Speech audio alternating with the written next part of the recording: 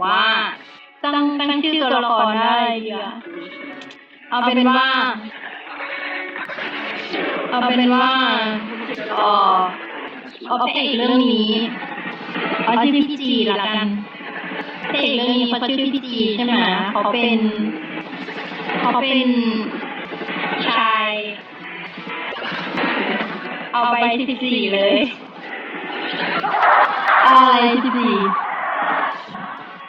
เอาอะไร14เนี่ยพูดดิ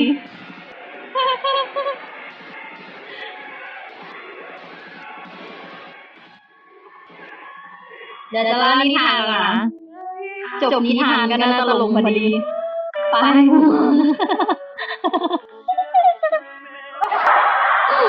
จะรู้ว่ามีสีทองไหม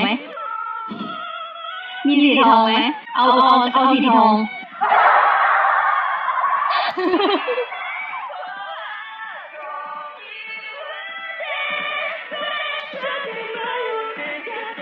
พี่ดีอ่ะเขาเป็นชายหนุ่มที่อายุ30ปลายแรงกว่าพระเอกของเราชื่อพี่จีอายุประมาณแบบ30ปลายหน้าที่การงานก็ค่อนข้างดีฐานะที่บ้านก็ค่อนข้างดีหน้าตาก็แบบไม่ได้ขี้เหร่อะไร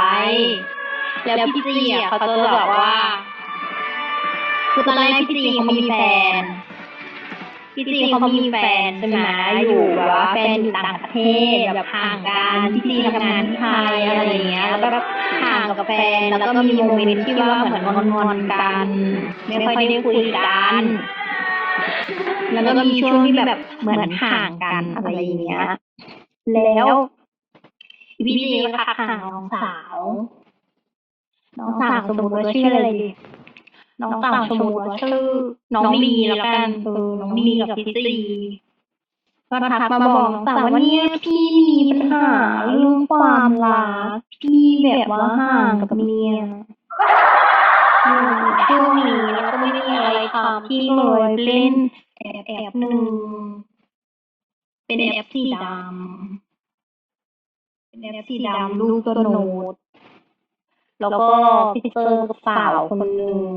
ที่แบบว่าเป็นวีเซในแอปนั้นซึ่งน้องเป็นเด็กที่น่ารักเป็นเด็กน่ารักเลยเป็นคนแบบว่าพูดเพราะอินเตอร์เทนดีแล้วก็ไปสิงอยู่ห้องนั้นพักหนึ่งสักพักเลยแหละแล้วเหมือนพอเห็นเขาแบบพีเคอะไรอย่างเงี้ยด้วยความที่พี่จีเขาก็แบบพอมีเงินอยู่บ้างก็ไม่ได้เดือดร้อนอะไรก็แบบเห็นน้องมันน่ารักก็อยากซัพพอร์ตก็มีส่งพีเคได้ใจไปแล้วน้องวิทย์สาวท่านนั้นก็ได้มีการทักมาหลังบ้านมาปรึกษาเกี่ยวกับแบบว่าปัญหายูเซอร์หลักเลยในใจว่าพี่คะหนูทำไงดีเนี่ยหนูแบบคนที่เขาเป็นยูเซอร์หลักหนูอ่ะเขาแบบมีพฤติกรรมที่แบบว่าไม่ค่อยจะน่ารักแบบคุกคามแบบโรคจิตหนูอะไรอย่างนี้เขาก็เปิดประเด็นด้วยความที่พี่จีนั้นเขาก็เป็นคนที่แบบนิสัยดีเป็นคนที่แบบชอบช่วยเหลือคนพอเห็นคนลำบากมาก็เลยแบบให้คำปรึกษานั้นนี้ก็มันเกิดการได้คุยกันแล้วมันก็มีการแบบพัฒนาขึ้นเรื่อยๆจนวันหนึ่งยายสาวก็บอกกับพี่จีว่าพี่รู้ไหมว่าแบบพอเราคุยกันมาแล้วหนูรู้สึกแบบสบายใจมากเลยที่ได้คุยกับพี่วันนี้พี่อยู่ที่เข้ามาใหม่นะคะมาฟังนิทานกันในสายที่นิทานสนองรู้สึกแบบสบายใจนะที่ได้คุยกับพี่แล้วมันแบบสบายอกสบายใจพี่ขอบคุณนะคะขอบคุณนะว้าวพี่ขอบคุณนะคะขอบคุณนะ